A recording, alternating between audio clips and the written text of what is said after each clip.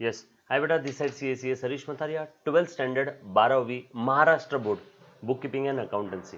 बेटा हमने last lecture में पार्टनरशिप का थोड़ा बहुत इंट्रोडक्शन देखा था, अगर आपको याद आ रहा होगा तो।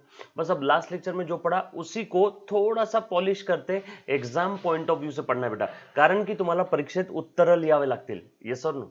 चलो बेटा, सो सबसे पहले नंबर वाला टॉपिक बेटा आपका 12th सिलेबस का। लास्ट लेक्चर में हमने थोड़ा बहुत 12th सिलेबस के बारे में बात किया था और पार्टनरशिप ये टॉपिक स्टार्ट किया था। This is the second lecture. इसमें बेटा हम लोग देखो क्या क्या देखने वाले। सबसे पहली चीज introduction to partnership. Last lecture में देखा था, आपको मैंने समझाया था। यहाँ पे थोड़ा बहुत एग्जाम पॉइंट ऑफ व्यू से बेटा पार्टनरशिप के ऊपर अगर आपको शॉर्ट नोट आता है तो आपने मीनिंग और डेफिनेशन लिखना है। अगर पार्टनरशिप के ऊपर शॉर्ट नोट आ जाता है आपको एग्जाम में 3 से 4 नंबर के लिए, तो आप मीनिंग लिखोगे इट इज एन एसोसिएशन। देखो बेटा ध्यान देना, it is an association of 2 और मोर देन 2 पर्सन जो साथ में आए हैं, उनके फिनेंशियल रिसोर्सेस और मैनेजरियल एबिलिटीज, वो अपने स्किल और अपने फिनेंशियल रिसोर्सेस शेयर कर रहे हैं, धंधा कर रहे हैं, बिजनेस कर रहे हैं for the purpose of earning profit. साथ में आके बिजनेस कर रहे हैं for the purpose of earning profit, और वो प्रॉफिट और लॉसेस आपस में शेयर करेंगे। सो आसान भाषा में partnership is the relationship between 2 और मोर देन 2 पर्सन जो प्रॉफिट शेयर करेंगे। बिजनेस करने के बाद जो कुछ प्रॉफिट आएगा उस प्रॉफिट को शेयर करेंगे। एक बार गौर से मेरे शब्दों की तरफ ध्यान देना। It is the relationship between 2 or more than 2 person who come together, they come together for the purpose of earning profit, और उसके बाद जो कुछ भी प्रॉफिट होगा वो प्रॉफिट आपस में शेयर कर लेंगे in the agreed ratio. Agreed ratio मतलब उन्होंने जो रेशो डिसाइड किया था उस रेशो में डिसाइड कर लेंगे, उसे हम लोग प्यार से प्रॉफिट शेयरिंग रेशो बोलेंगे। 2 किंवा 2 पेक्षा जास्त लोक सोबत येत आहे, धंदा करत आहे आणि त्याच्यामधनं जे काही प्रॉफिट येणार ते प्रॉफिट आपसमध्ये शेयर करून घेणार बाळा, और वो जिस रेशो में शेयर करेंगे उसे बोलेंगे प्रॉफिट शेयरिंग रेशो। थोड़ा बहुत आगे बढ़ रहा हूं, प्लीज ध्यान देना। फीचर्स ऑफ पार्टनरशिप, इसके ऊपर एग्जाम में थेरी क्वेश्चन आएगा। फीचर्स ऑफ पार्टनरशिप पे एग्जाम में थेरी क्वेश्चन आने वाला है, लिख लो 5 से 6 मार्क के लिए, फॉर 5 to 6 मार्क। सर कैसे करना है? अग्रीमेंट, देखो बेटा क्या क्या फीचर्स है, ये हेडिंग तो आपको अच्छे से याद होना चाहिए। अग्रीमेंट देखो बेटा लास्ट लेक्चर में पढ़ाया था, लेकिन एक बार अब एग्जाम पॉइंट ऑफ व्यू से बता रहा हूँ। एग्जाम मध्ये तुम्हाला जर फीचर्स ऑफ पार्टनरशिप जर विचारलं तो कैसे लिखना, मैं आपको एक आइडिया बताता हूँ। शायद आपने इसके पहले कहीं सुना नहीं होगा, किसी ने बोला नहीं होगा। फीचर्स ऑफ पार्टनरशिप पूछा, आपने क्वेश्चन का नंबर लिख दिया, वो नंबर लिखने के बाद पेपर कैसे लिखना है वो बता रहा हूँ बेटा, थ्योरी क्वेश्चन का आंसर। फीचर्स ऑफ पार्टनरशिप पूछा तो एक ऐसा सर्कल बना लेना, उसमें लिख देना फीचर्स ऑफ पार्टनरशिप फटाफट से। कोई स्केल वगैरह कुछ ज्यादा यूज करने की जरूरत नहीं। पहला फीचर अग्रीमेंट होना चाहिए, दूसरा फीचर रजिस्ट्रेशन होना चाहिए। सर अग्रीमेंट होना चाहिए मतलब पार्टनर्स के बीच में अग्रीमेंट होना चाहिए। Agreement may be oral may be written, yes और नो। पण महाराष्ट्रात जर का तुम्ही पार्टनरशिप करत आहात तर वो एग्रीमेंट कंपल्सरी इन राइटिंग होना चाहिए। Other than Maharashtra oral agreement भी चलेगा। रजिस्ट्रेशन, महाराष्ट्र में पार्टनरशिप कर रहे हो तो कंपल्सरी रजिस्ट्रेशन करवाना ही पड़ेगा। बाकी अदर देन महाराष्ट्र आहे तो रजिस्ट्रेशन नहीं करवाए तो भी चलेगा। सर रजिस्ट्रेशन कुठं करायचं? रजिस्ट्रार ऑफिस में, सरकारी ऑफिस में जाकर के आपको नोटराइज करवाना है, रजिस्टर करवाना है बेटा कि हमारी पार्टनरशिप है। देन पार्टनरशिप लॉफुल बिजनेस के लिए होना चाहिए। मेंबरशिप, मैक्सिमम कितने पार्टनर्स रहेंगे, कितने मेंबर रहेंगे? बैंकिंग बिजनेस है तो मैक्सिमम 10 और अदर बिजनेस है तो मैक्सिमम 20। उसके बाद sharing profit and losses, sharing profit and losses. Partnership agreement में डीड में लिखा होना चाहिए कि कौन सा पार्टनर कितना प्रॉफिट लॉस शेयर करेगा। देन अनलिमिटेड लायबिलिटी, देखो मैं कैसे फटाफट से बीच में एक सर्कल बना के एक सूर्य बना के सूर्य किरण निकाल रहा हूं आजू बाजू में, है ना। अनलिमिटेड लायबिलिटी, पार्टनर्स का लायबिलिटी अनलिमिटेड रहेगा। म्हणजे ये पार्टनरशिप फर्म है और ये इसके 2 पार्टनर है। अगर फर्म इंसॉल्वेंट हो गई, फर्म की एसेट खत्म हो गई, तो फर्म के क्रेडिटर्स को पैसा देने के लिए पार्टनर्स की पर्सनल एस्टेट भी नीलाम कर देंगे। मतलब पार्टनर्स का लायबिलिटी अनलिमिटेड है टुवर्ड्स द फर्म। उसके बाद मैनेजमेंट, सारे पार्टनर्स मिलके फर्म को मैनेज करेंगे, सारे पार्टनर्स मिलके फर्म को मैनेज करेंगे। डिसोल्यूशन, डिसोल्यूशन अगर कोई पार्टनर की डेथ हो जाती है, इंसॉल्वेंट हो जाता है पार्टनर, और उसके इंसॉल्वेंट या डेथ होने के बाद अगर पार्टनरशिप फर्म में 2 से कम पार्टनर है तो ऑटोमेटिकली फर्म डिसॉल्व हो जाएगी। और उसके बाद रिलेशनशिप, पार्टनर्स के बीच में रिलेशनशिप कैसा है, म्यूचुअल एजेंसी रिलेशनशिप है। म्यूचुअल एजेंसी मतलब हर एक पार्टनर एक दूसरे का मालिक भी है, नौकर भी है। हर एक पार्टनर एक दूसरे का मालिक भी है, नौकर भी है। हर एक पार्टनर एक दूसरे का प्रिंसिपल भी है, एजेंट भी है। हर एक पार्टनर एक दूसरे का प्रिंसिपल भी है, एजेंट भी है। ये और नो? यानी किसी एक पार्टनर ने फर्म के लिए काम किया तो वो काम इस पार्टनर के लिए भी लायबल रहेगा। ये पार्टनर ऐसा नहीं बोल सकता ये काम तो इसने किया, इसको पूछो, नो तुम दोनों की फर्म है ना। यस और नो? तो ये एग्जाम में ऐसे फीचर्स लिख देना और नीचे फिर सारे फीचर एक्सप्लेन कर देना एक एक लाइन में, एक लाइन में। सर अब 5 नंबर के लिए भी प्रश्न पूछा तो क्या पूरे 9 के 9 फीचर्स एक्सप्लेन करना है, ये पूरे के पूरे फीचर एक्सप्लेन करना है? नो, आपने लिख पूरे देना है, 1 2 3 4 5 6 7 8 9 लिखना पूरे है। लेकिन जर का परीक्षेत 5 मार्कासाठी प्रश्न विचारलं तर इसमें से कितने एक्सप्लेन करना है, 5 या 6 एक्सप्लेन कर देना।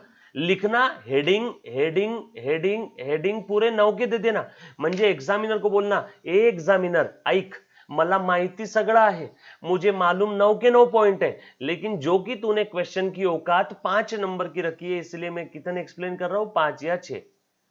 देखो कितना प्यारा काम हो गया और ज्यादा टाइम नहीं लगता इसके लिए। ये तरीका है मेरे बच्चे, जनरली किसी को पता नहीं रहता है। सर एग्जाम में ऐसी डायग्राम निकाले भी बहुत ज्यादा अच्छा रहेगा। एग्जामिनर के पास टाइम कम है, फटाक से वो डायग्राम चेक करके आपको नंबर दे देगा, नीचे का पढ़ेगा भी नहीं, लेकिन लिखना जरूर है अपने नीचे का लिखना जरूर है। पूरे 9 के 9 पॉइंट एक्सप्लेन नहीं करना है, 5-6 तो एक्सप्लेन करो, हेडिंग 9 के दे देना। कुछ समझ में आया क्या? फिर भी कुछ नहीं समझ में आया तो नीचे व्हाट्सएप नंबर है, उस पर डाउट पूछ लेना। मैं एग्जाम पॉइंट ऑफ व्यू से बता रहा हूं बेटा, अभी ये हमने ऑलरेडी पढ़ लिया। अब एग्जाम पॉइंट ऑफ व्यू से very important, types of partner. Exam में थ्योरी क्वेश्चन आएगा अगेन, वैसी सूर्य किरण बना करके टाइप्स ऑफ पार्टनर बीच में लिख दिया, आंसर लिख रहा हूं यहां से। टाइप्स ऑफ पार्टनर, सारे पार्टनर्स के टाइप्स के एक हेडिंग लिख दिए, एक्टिव पार्टनर, स्लीपिंग पार्टनर, है ना, सब लिख दिया, सब लिख दिया। और नीचे कितने नंबर का प्रश्न है, 4 नंबर का प्रश्न है, 4 पॉइंट एक्सप्लेन कर दो। 5 नंबर का प्रश्न है, 5 पॉइंट या 6 पॉइंट एक्सप्लेन कर दो। कंजूसी नहीं करना है, 4 नंबर का प्रश्न है तो 4 की जगह 5 भी एक्सप्लेन कर दिया तो अच्छा ही है। यस और नो? एक्टिव पार्टनर का मतलब हमने देख लिया था, जो partner who take active part in the conduct of day to day transaction. Sleeping partner का भी मतलब देखा था, ये डॉर्मेंट पार्टनर है, इसने सिर्फ पैसा लगाया है, वो do not take active part in the business, इसने सिर्फ पैसा लगाया है बेटा। नॉमिनल पार्टनर, ना ही ये काम करेगा और ना ही ये पैसा लगाएगा, इसने सिर्फ अपना नाम दिया है। ना ही ये काम करेगा और ना ही ये पैसा देगा, इसने सिर्फ अपना नाम दिया है, नॉमिनल पार्टनर। माइनर पार्टनर, ये वो जिसने 18 साल की एज अभी तक पूरी नहीं किया। देखो फटाफट से समझ लो, the partner who has not completed his 18 years age, not completed 18 years age, और जो कि ये कॉन्ट्रैक्ट में एंटर करने के लिए एलिजिबल नहीं है, क्वालिफाइड नहीं है। देखो बेटा, जो जो मैं वर्ड सर्कल कर रहा हूं, इंपॉर्टेंट लाइन अंडरलाइन कर रहा हूं, उतने भी वर्ड आपके आंसर में आ गए तो भी पूरे पे पूरे नंबर मिल जाएंगे। जरूरी नहीं कि एज इट इज आपने कॉपी पेस्ट याद करते बैठना है, नो, समझो। और माइनर पार्टनर की एक खास बात बताता हूं, इसको हम लोग माइनर पार्टनर को सिर्फ प्रॉफिट के लिए लेने वाले हैं। सर मतलब माइनर पार्टनर सिर्फ सुख का साथी है। फर्म में अगर लॉस हुआ तो माइनर पार्टनर को लॉस बेयर करने की जरूरत नहीं, लेकिन प्रॉफिट हुआ तो माइनर पार्टनर प्रॉफिट बेयर करेगा, प्रॉफिट उसे मिलेगा। लॉस हुआ तो लॉस उसको नहीं देंगे, प्रॉफिट हुआ तो प्रॉफिट देंगे। क्यों क्यों क्यों? माइनर पार्टनर है। Minor partner can be admitted only for benefit, only for benefit as per the mutual consent of all partner. सारे पार्टनर्स की आपस में मंजूरी लेनी पड़ेगी। और उसके बाद पार्टनर इन प्रॉफिट ओनली, ये वो पार्टनर है, ये सिर्फ सुख के साथ ही है। सारे पार्टनर की कंसेंट के साथ हम लोग किसी पार्टनर को ले सकते हैं only for profit, only for share in the profit, only for share in the profit of the firm. Loss हुआ तो उसको बेयर करने की जरूरत नहीं है, लेकिन वो सिर्फ प्रॉफिट बेयर करेगा। यस और नो? और ये पार्टनर को मैनेजमेंट में भी दखल देने की कोई जरूरत नहीं है। He is not allowed to take part in the management of the partnership firm. मतलब ये पार्टनर जो सिर्फ प्रॉफिट के लिए, वो सिर्फ प्रॉफिट लेगा, निकलेगा, लॉस उसको मिलेगा नहीं, और पार्टनरशिप फर्म के मैनेजमेंट में वो नहीं आएगा। Not allowed to take part in the management of the firm. Yes और नो? सो प्लीज ध्यान देना, प्लीज ध्यान देना। So partner in profit only, इसको सिर्फ प्रॉफिट में शेयर मिलेगा, only share in profit, no need to bear losses. लेकिन पार्टनरशिप फर्म की अगर कोई लाइबिलिटी है, डेट म्हणजे लाइबिलिटी, तो लाइबिलिटी उससे देना होगा, हैज टू बेयर लाइबिलिटी। और पार्टनरशिप फर्म के मैनेजमेंट में इसका कोई रोल नहीं रहेगा। समझ में आई चार चीजें? सर ये क्यों लिखवा के बताइए अपने? जो पार्टनरशिप प्रॉफिट के लिए, वो मैनेजमेंट में नहीं आएगा, लेकिन फर्म की उधारियां देना पड़ेगा, लॉस उसको बेयर करने की जरूरत नहीं है, वो सिर्फ प्रॉफिट बेयर करेगा। ये चारों पॉइंट के ऊपर आपको one sentence answer, fill in the blanks, जोड़ा अलावा इस टाइप के क्वेश्चन आ सकते हैं। पार्टनर बाय स्टॉपेल, ध्यान देना, ये ए और बी, ये दो लोगों की पार्टनरशिप फर्म है, एक तीसरा पर्सन है, कोई तो एक्स। ये एक्स बाहर की दुनिया को, बाहर के लोगों को क्या बोल रहा हूं कि मैं ए बी फर्म में पार्टनर हूं, मैं ए बी फर्म में पार्टनर हूं। एक्चुअल में ये पार्टनर नहीं है, लेकिन लोगों को बेवकूफ बना रहा है, लोगों को बोल रहा है कि मैं इस फर्म में पार्टनर हूं। ये बोल बोल के लोगों से पैसे उधार लिए, ये बोल बोल के लोगों के साथ ट्रांजैक्शन किया। तो यहां पे अब क्या होने वाला है, अब एक्स यहां पे सारे लॉसेस बेयर करेगा। अब अगर एक्स ने ऐसा कह के किसी के साथ कोई कॉन्ट्रैक्ट किया होगा, तो वो लॉस कौन बेयर करेगा? सिर्फ एक्स। ए बी के ऊपर वो लॉस नहीं आएगा, क्योंकि ए बी की क्या गलती। लेकिन ऐसा कह के लॉस हुआ है तो कौन बेयर करेगा? एक्स। लेकिन ऐसा कह के अगर कुछ प्रॉफिट हुआ होगा, तो प्रॉफिट किसको मिलेगा? ए बी को। मतलब यहां पे अगर मैं ऐसा लोगों को कहता हूं कि मैं ए बी फर्म में पार्टनर हूं, एक्चुअल में पार्टनर नहीं हूं, लेकिन मैंने लोगों को बेवकूफ बनाया कि मैं इस फर्म में पार्टनर हूं, और ऐसा बोल के अगर मैंने कुछ फायदा करवाया होगा, तो फायदा किसका रहेगा? फर्म का। और लेकिन ऐसा बोल के अगर मैंने कुछ लॉस किया होगा, कुछ एक्सपेंस किए होंगे, तो वो किसको बेयर करना है? सिर्फ मुझे, सिर्फ मुझे। तो यहां पे एक्स को हम लोग क्या बोलेंगे ऐसे केस में? एक्स को क्या बोलेंगे? Partner by estoppel. Partner by estoppel, जो लोगों को सिर्फ बोल बोल के ऐसा बोल रहा है कि मैं इस फर्म में पार्टनर हूं, एक्चुअल में पार्टनर नहीं है, लेकिन फिर भी लोगों के सामने ऐसा रिप्रेजेंट कर रहा है अपने आप को कि मैं इस फर्म में पार्टनर हूं। एनी पर्सन वो represent himself in front of the third party as a partner of the firm, actual में वो पार्टनर नहीं है, तो थर्ड पार्टी के लिए जो भी लाइबिलिटी आएगी वो एक्स अकेला बियर करेगा। बहुत खुजली थी ना तेरे अंदर, लोगों को बोल रहा था झूठ मूठ का कि मैं इस फर्म में पार्टनर हूं, चल लाइबिलिटी तू बियर कर, लेकिन कुछ फायदा हुआ तो फायदा फर्म का रहेगा, क्योंकि फर्म का नाम यूज किया था। इसे बोलेंगे पार्टनर बाय एस्टॉपेल। यस और नो?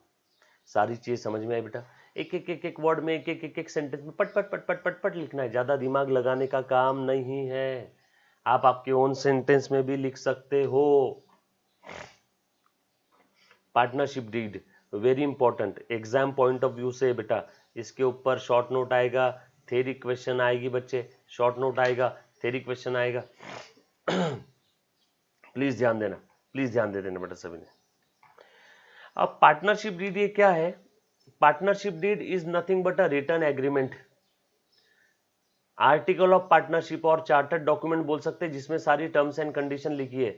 पार्टनर्स लोगों के बीच में फ्यूचर में झगड़ा लफड़ा नहीं होना चाहिए, इसीलिए पार्टनर्स लोग स्टार्टिंग में ही सारी चीजें लिख करके रख लेते, भैया तू इतना पैसा लाएगा, तू इतना पैसा लाएगा, तेरे को इतना प्रॉफिट मिलेगा, तेरे को इतना प्रॉफिट मिलेगा, तू इतना फर्म से विड्रॉल कर सकता है, तू इतना विड्रॉल कर सकता है, फर्म में अगर प्रॉफिट हुआ तो तेरा शेयर इतना, तेरा शेयर इतना। ये सारी चीजें लिखा पड़ी जिस डॉक्यूमेंट में करके रखते हैं, उस डॉक्यूमेंट को हम लोग प्यार से पार्टनरशिप डीड बोलेंगे।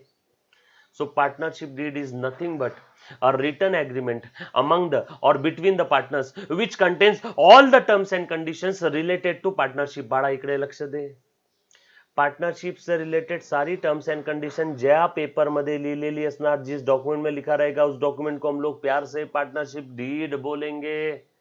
मतलब डीड बनाया तो must be compulsory in writing, deed oral नहीं चलेगा, एग्रीमेंट ओरल हो सकता है, लेकिन डीड अगर बनाई तो must be compulsory in writing ही रहेगी। सर डीड कैसे बनती है राइटिंग में? सर डीड में क्या क्या चीजें लिखी रहेगी? डीड में क्या क्या चीजें लिखी रहेगी? सारी टर्म्स एंड कंडीशंस लिखी रहेगी पार्टनर से रिलेटेड। सर जैसे कि पार्टनरशिप फर्म का नाम क्या है, नेचर क्या है, कौन कितना विड्रॉल कर सकता है फर्म से, कौन कितना कैपिटल लाएगा, किसका कितना प्रॉफिट शेयर रहेगा, अता पता क्या है पार्टनर्स का, अता पता क्या है फर्म का, मेल आईडी क्या है, कॉन्टैक्ट नंबर क्या है, लफड़ा हो गया तो किसके पास जाएंगे, डिसोल्यूशन हुआ तो कैसे करेंगे, बुक्स ऑफ अकाउंट्स कैसे मेंटेन करेंगे, ऑडिट चेकिंग कैसे करेंगे बुक्स ऑफ अकाउंट्स का, नया पार्टनर आ रहा है तो रूल्स क्या है, कोई पार्टनर छोड़ के जा रहा है तो रूल्स क्या है, ये सारा भारूड, ये सारी चीजें जिस डॉक्यूमेंट में लिखे रहेगा उस डॉक्यूमेंट को हम लोग प्यार से पार्टनरशिप डीड बोल देंगे। इसके ऊपर और एक क्वेश्चन आ सकता है, theory question, content of partnership deed, mark करके रख मेरे बच्चे, इंपॉर्टेंट है। चलो देखो तो कंटेंट ऑफ पार्टनरशिप डीड में क्या क्या रहेगा, content, name and address of the firm, nature of the business, name and address of the partners, total amount of the capital, कौन कितना लाएगा, कौन कितना विड्रॉल कर सकता है, मैक्सिमम इंटरेस्ट, अगर कोई कैपिटल ला रहा है, जैसे देखो बेटा ये फर्म है, ये फर्म के अंदर में ये ए ने इतना कैपिटल लाया तो इस कैपिटल के ऊपर ए को इंटरेस्ट मिलेगा क्या, इस कैपिटल के ऊपर ए को इंटरेस्ट मिलेगा क्या, ये इंटरेस्ट मिलेगा कि नहीं मिलेगा वो लिखा रहेगा यहाँ पे, और मिलेगा तो क्या रेट से मिलेगा। वैसे ही अगर फर्म से कुछ विड्रॉल करता है तो उस विड्रॉल के ऊपर ड्राइंग रहेगी, उसे हम लोग ड्राइंग बोलते हैं, अमाउंट ऑफ ड्राइंग, और उसके ऊपर कितना इंटरेस्ट रहेगा, interest on capital, interest on drawing, बरोबर है क्या। देन प्रॉफिट शेयरिंग रेशो क्या है, इंटरेस्ट ऑन लोन, अगर कोई पार्टनर फर्म को लोन देता है तो उस लोन के ऊपर कितना ब्याज, अमाउंट, अकाउंटिंग कैसे करना है, ऑडिट मतलब क्या, बुक्स ऑफ अकाउंट्स को चेक करने की प्रोसेस को ऑडिट बोलते हैं, कौन करता है audit, chartered accountant. Audit is an examination of books of accounts to be done by the chartered accountant। तो ऑडिट कौन करेगा, कैसे करेगा, अकाउंटिंग कैसे करने वाले, valuation of goodwill, don't worry आगे देखेंगे वैल्यूएशन ऑफ गुडविल कैसे करना है। तो बेटा provision for admission, retirement and insolvency of the partner, provision for dissolution of the firm, division of the work, कौन पार्टनर क्या क्या काम करेगा, किसकी क्या क्या जिम्मेदारी है, मतलब जितनी ज्यादा चीजें, बैंक अकाउंट कौन है, कौन साइनिंग करेगा, साइनिंग अथॉरिटी किसके पास है, बैंक अकाउंट कहाँ मेंटेन करना है, अदर टर्म्स एंड कंडीशन, ये सारी चीजें जिस डॉक्यूमेंट में लिखी रहती है उसे हम लोग पार्टनरशिप डीड, वो चार्टर्ड डॉक्यूमेंट है, इंपॉर्टेंट डॉक्यूमेंट है, यस और नो। अब ध्यान देना, अब आपको एक चीज बताता हूं, ध्यान दो। अब कुछ चीजें पार्टनरशिप डीड में लिखी नहीं होती है, नेक पेन हो रहा है क्या। अब if partnership deed is silent, और पार्टनरशिप डीड हमने बनाया ही नहीं, या कुछ बातों पे पार्टनरशिप डीड साइलेंट है, कौन कौन सी बातों पे, on distribution of profit, on distribution of profit, partnership deed silent है, तो क्या करना, पार्टनर्स लोगों को तो तकलीफ होगी ना। पार्टनरशिप डीड में इंटरेस्ट ऑन कैपिटल के बारे में लिखा ही नहीं है, पार्टनरशिप डीड में इंटरेस्ट ऑन कैपिटल के बारे में लिखा ही नहीं है, तो क्या करना है। पार्टनरशिप डीड में इंटरेस्ट ऑन ड्राइंग के बारे में लिखा ही नहीं है, तो क्या करना है। पार्टनरशिप डीड में इंटरेस्ट ऑन पार्टनर्स लोन के बारे में लिखा ही नहीं है, इंटरेस्ट ऑन पार्टनर्स लोन, तो क्या करना है। पार्टनरशिप डीड में सैलरी और कमीशन, सैलरी, कमीशन और रेम्यूनरेशन टू पार्टनर, रेम्यूनरेशन मानधन टू पार्टनर के बारे में दिया ही नहीं है, तो क्या करना है। पार्टनरशिप डीड में नया पार्टनर का एडमिशन कैसे होगा उसके बारे में दिया ही नहीं है,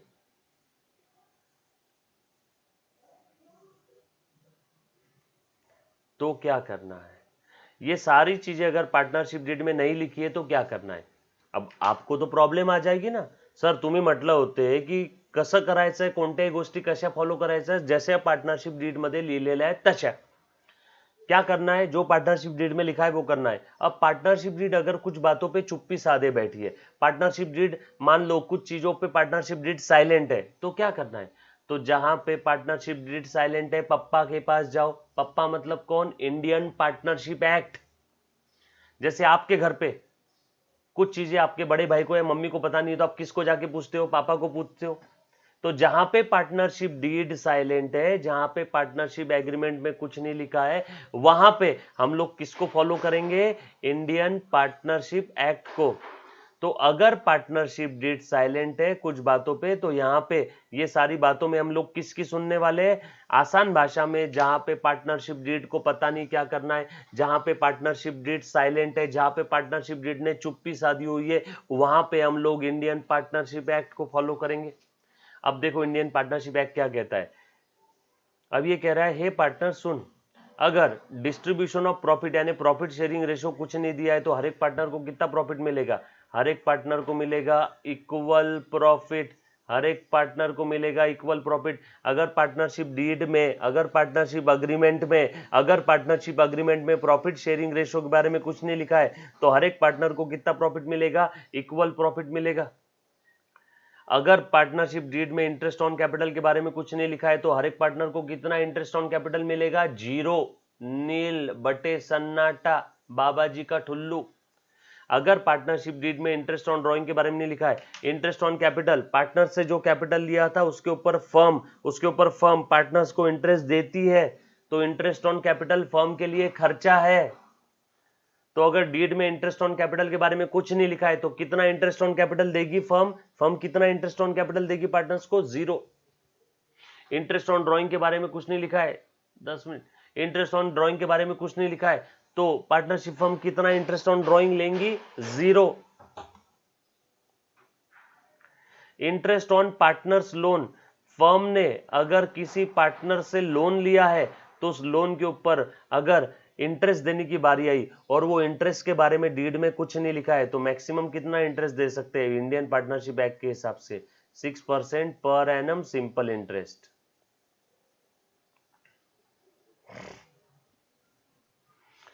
अगर फर्म ने पार्टनर से लोन लिया और उस लोन के ऊपर इंटरेस्ट कितना देना है, ऐसा डीड में कुछ नहीं लिखा है, तो वहां पे पार्टनरशिप एक्ट कहता है, हे फर्म सुन, अगर फर्म ने किसी पार्टनर से लोन लिया है, तो उस लोन के ऊपर 6% पर एनम सिंपल इंटरेस्ट देना है। डोंट वरी, सबके ऊपर प्रैक्टिकल क्वेश्चन लूंगा बेटा। और उसके बाद ये इसके ऊपर भी थ्योरी क्वेश्चन आएगा एग्जाम में। शॉर्ट नोट, पार्टनरशिप एक्ट के बारे में लिखो, या अगर डीड साइलेंट है, if partnership deed is silent on any specific point, तो क्या क्या करते हैं, नीचे की चीजें फॉलो करते हैं, ये क्वेश्चन आ सकता है।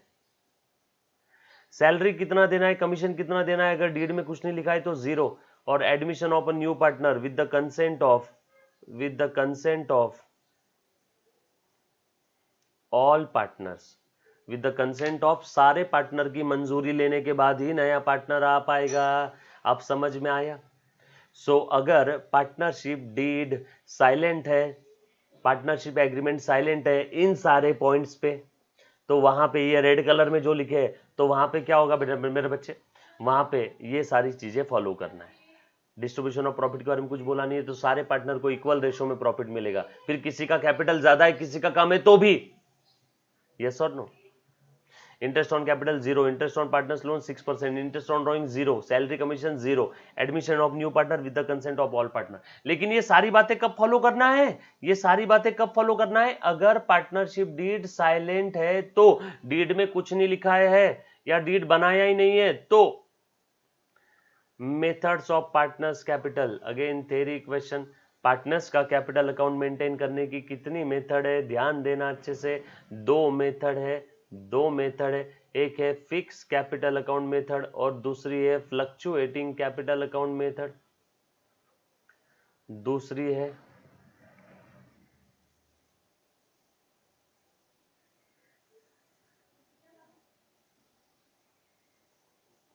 जहां नहीं समझ में आया वहां रोक लेना, पॉज कर लेना, वो चीज फिर से देखना बेटा। यस और no? Fix capital account method, fluctuating capital account method, yes और नो? अब ये दो मेथड, ये क्या चीज है, ये क्या कह रही है, प्लीज अच्छे से ध्यान देना। अब वो यहाँ पे नहीं बताऊंगा आपको, अब मैं थोड़ा सा साइड में आ रहा हूँ और आपको ये दोनों मेथड एक्सप्लेन कर रहा हूँ, बेटा। चलो साइड में आ जाओ। हाँ चलो देखो तो बेटा, ध्यान देना। देख बेटा, पार्टनर्स कॅपिटल अकाउंट. बच्चो आप लोगों को याद है ना, तुम्ही सध्या 12वीत आहात, बुक किपिंग अँड अकाउंटन्सी पहिला टॉपिक चालू आहे, त्याच्यातला दूसरा lecture partnership account, introduction to partnership चल रहा है. 11th में आपने पार्टनरशिप नहीं देखा था?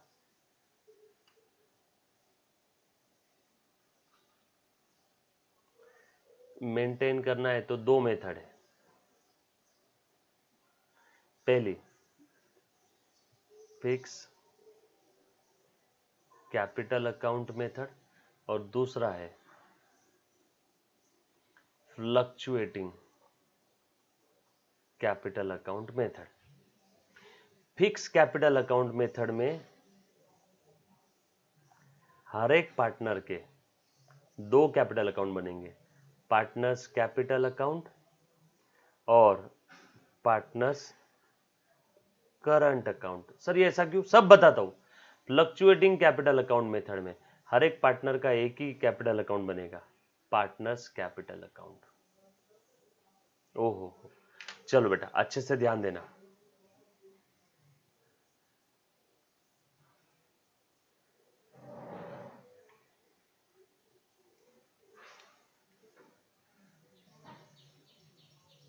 ओके चलो देखो बेटा, अभी ध्यान देना सभी ने. अब ये क्या चीज है? Partners capital account fix capital account method में और फ्लक्चुएटिंग कैपिटल अकाउंट मेथड में क्या अंतर है, प्लीज ध्यान देना. अब देखो, जैसे अब आप सभी को बता देता हूं. पहले तो है ना, पार्टनर्स कैपिटल अकाउंट में क्या क्या आता है, पहले वो समझ लो. पहले तो ये समझ लो पार्टनर्स कैपिटल अकाउंट में क्या क्या आता है. कहां बताओ आपको? यहां लिख के बता देता हूं, ध्यान देना. हाँ, बहुत काम की चीज है, आगे आपको प्रिपेयर करना है बेटा. मैं कहीं पे भी लिखूं, आपने सीक्वेंस में लिखना है. जैसे ये ए बी दो पार्टनर्स की फर्म है,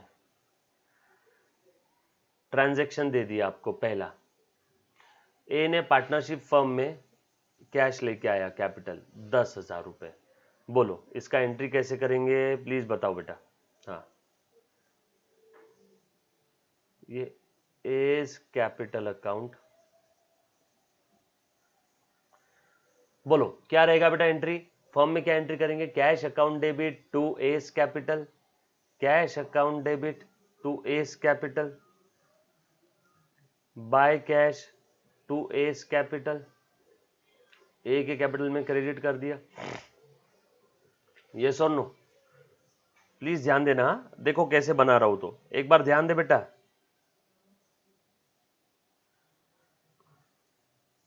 ये ए और ये यहां पे लिख रहा हूं partners capital account, debit side और ये क्रेडिट साइड, और ये बी का अकाउंट. तुम्हारा काम मैंने कम कर दिया, आधा कर दिया. कहाँ दोनों दोनों दोनों दोनों पार्टनर का अलग अलग अकाउंट कहाँ बनाते बैठेंगे? एक ही साथ बना लो, एक ही साथ बना लो. टाइम बचा, समय बचा, एनर्जी बची. यस और नो?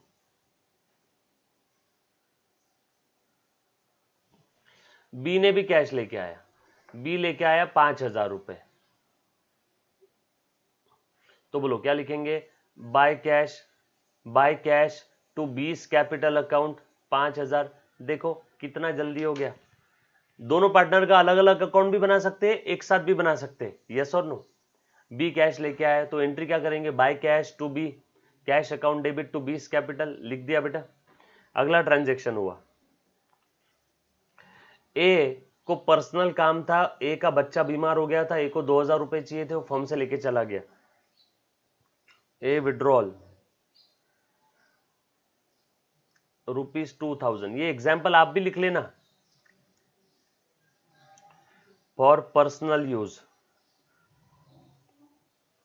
ध्यान देना बेटा. तो एंट्री क्या रहेगी? जब भी कोई पार्टनर पर्सनल पर्पस के लिए विड्रॉल करता है तो उसका कैपिटल कम हो जाएगा, ड्रॉइंग बोलेंगे. कैपिटल का क्रेडिट बैलेंस कम होता है तो डेबिट करो. So S capital account debit to cash.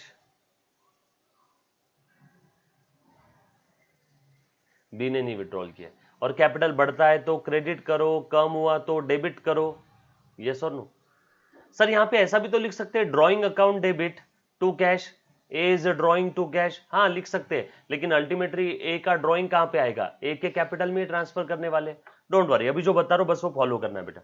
उसके बाद अगला ट्रांजेक्शन हुआ, ए को और बी को दोनों को सैलरी मिलने वाली है, सैलरी टू पार्टनर्स। ए को मिलेगी सैलरी साल की 6,000 और बी को सैलरी मिलने वाली है साल की 5,000। बोलो बेटा क्या एंट्री रहेगा, salary to partner account debit to A to B by salary to partners to A account to B account. Entry सोचना है, पोस्टिंग करना है, ए और बी को सैलरी देना है। जब भी किसी पार्टनर को मनी और मनीज वर्ग में कुछ देना है तो पार्टनर्स का कैपिटल अकाउंट बढ़ा दो, जब भी पार्टनर से लेना है तो पार्टनर्स का कैपिटल अकाउंट कम कर दो, सैलरी देना है तो पार्टनर्स का कैपिटल बढ़ा दिया। कुछ समझ में आ रहा है क्या, यस और नो? आसान भाषा में जब भी पार्टनर से कुछ लेना है या लॉस हुआ तो कैपिटल कम, डेबिट करो, जब भी पार्टनर्स को कुछ देना है तो कैपिटल को बढ़ा दो। यस और नो? ये ड्रॉइंग है, विड्रॉल किया था, ड्रॉइंग है, देखो कैपिटल कम, फर्म को फायदा हुआ, प्रॉफिट हुआ तो by P and L appropriation यहां पे लिख देंगे, लॉस हुआ तो पार्टनर्स का कैपिटल कम कर देंगे, यस और नो यहां लिख देंगे। ये कुछ बातें आपको समझ में आई? तो इस प्रकार से पार्टनर्स का कैपिटल अकाउंट है। लेकिन अब ये पार्टनर्स कैपिटल अकाउंट मेंटेन करने की कितनी मेथड है, दो मेथड है, फिक्स कैपिटल अकाउंट मेथड और फ्लक्चुएटिंग। अब समझ में आया हम लोग क्या देख रहे हैं? ये जो पार्टनर्स कैपिटल अकाउंट है ना, इसको मेंटेन करने की दो मेथड है। अब ये पार्टनर्स कैपिटल अकाउंट में हमने सारे ट्रांजैक्शन लिख दिए, सारे ट्रांजैक्शन एक ही अकाउंट में लिख दिए। अब फिक्स कैपिटल अकाउंट मेथड कहती है कि पार्टनर्स के ट्रांजैक्शन जो है ना वो दो अलग अलग अकाउंट में लिखेंगे, पार्टनर्स कैपिटल अकाउंट और पार्टनर्स करंट अकाउंट। इसमें सारे टेम्पररी नेचर के ट्रांजैक्शन आएंगे और इसमें सारे परमानेंट नेचर के ट्रांजैक्शन आएंगे। मतलब ये जो ट्रांजैक्शन आपने सारे एक साथ लिखे, इसको डिवाइड कर दो, टेम्पररी नेचर के ट्रांजैक्शन पार्टनर्स करंट अकाउंट में लिखो। डोंट वरी, दोनों भी कैपिटल अकाउंट ही है, लेकिन एक पार्टनर्स करंट है और एक पार्टनर्स कैपिटल अकाउंट है। इसमें सारे परमानेंट नेचर के, इसमें सारे टेम्पररी नेचर के। और फ्लक्चुएटिंग कैपिटल अकाउंट क्या कहता है, हर एक पार्टनर्स का बस एक ही कैपिटल अकाउंट रहेगा, इसी में टेम्पररी, इसी में परमानेंट, सब कुछ इसी में। हल्दीराम का चूड़ा, चितड़ेची काय म्हणतात आपली भेड़, गणेश भेड़, सब इसी में, सब इसी में, अलग अलग नहीं। हर एक पार्टनर का एक ही अकाउंट बनेगा। यहाँ पे हर एक पार्टनर के कितने अकाउंट बनेंगे, दो। सर एक मतलब कैसा, ये ऐसा, सब इसी में है। तो ये ऐसा समझो, ये जो पार्टनर्स कैपिटल अकाउंट बनाया है ये फ्लक्चुएटिंग कैपिटल अकाउंट मेथड है, सारे ट्रांजैक्शन इसमें। और फिक्स कैपिटल अकाउंट बोला तो पार्टनर्स के जो टेम्पररी नेचर के ट्रांजैक्शन है वो अलग, परमानेंट अलग। अब आपका सवाल, सर कौन से टेम्पररी नेचर के ट्रांजैक्शन है और कौन से परमानेंट नेचर के ट्रांजैक्शन है? पार्टनर्स बिजनेस में परमानेंट बेसिस पे जो कैपिटल लेके आता है वो परमानेंट नेचर का ट्रांजैक्शन है, बाकी सारे टेम्पररी। पार्टनर ने अगर सैलरी लिया बिजनेस से, पार्टनर्स करंट अकाउंट में आएगा, टेम्पररी। प्रॉफिट हुआ उस साल का, पार्टनर्स करंट अकाउंट में डाल दो, टेम्पररी। यस और नो? सो पार्टनर ने जो परमानेंट नेचर का पैसा लाया, या पार्टनर ने अगर परमानेंटली विड्रॉल कर दिया बिजनेस से, पार्टनर ने लाया 10 लाख, उसमें से परमानेंटली विड्रॉल कर लिया 1 लाख, तो वो जो ड्रॉइंग है वो आ जाएगा पार्टनर्स कैपिटल अकाउंट में। लेकिन थोड़े समय के लिए विड्रॉल किया तो सब आ जाएगा पार्टनर्स करंट में।